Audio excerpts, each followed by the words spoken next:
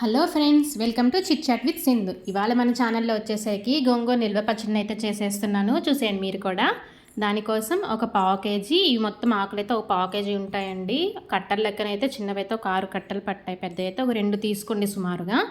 దాన్ని ఆకులు మొత్తాన్ని వాష్ చేసేసుకోండి. ఒక 2 నుంచి 3 సార్లు అయితే మంచిగా కడగాలి. తర్వాత అయితే ఒక క్లాత్ తీసుకొని ఆరబెట్టాలి. ఇవి డ్రై అయ్యేలోపు మనం కారానికి అయితే రెడీ చేసేసుకుందాం.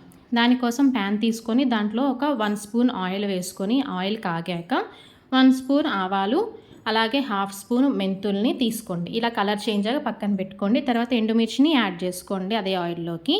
ఇవి ఇలా కలర్ చేంజ్ అవుతాయి అన్నమాట. దీన్ని కూడా తీసి పక్కన పెట్టుకోవాలి.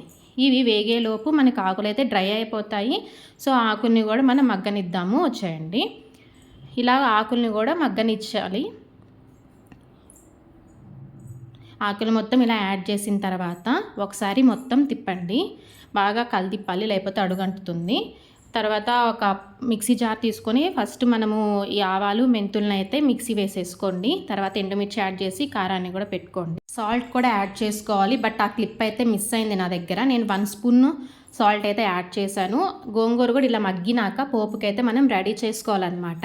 పోపు కోసం మన పోపు దినుసులన్నీ వేసుకొని తర్వాత గోంగూరని తర్వాత కారాన్ని కూడా ఇలా మిక్స్ చేసేసుకోండి.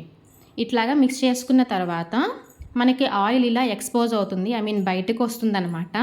ఇలాగ ఆయిల్ బయటకు వచ్చినాకనే గోంగూరని ఆఫ్ చేయండి. ఆయిల్ అంతా మ్యాక్సిమం పీల్ చేస్తుంది. తర్వాత మనం ఎక్స్ట్రా ఆయిల్ తీసుకొని కొంచెం హీట్ చేసుకొని ఆయిల్ని కూడా కొంచెం దాంట్లో వేసుకోండి. టేస్ట్ అయితే చాలా బాగా వస్తుంది. ఆయిల్ ఉంటేనే టేస్ట్ అనేది చాలా బాగుంటుందండి నిల్వ పచ్చళ్ళకి. ఎప్పుడైనా వీడియో నచ్చినట్లయితే subscribe to chit chat with Sindhu.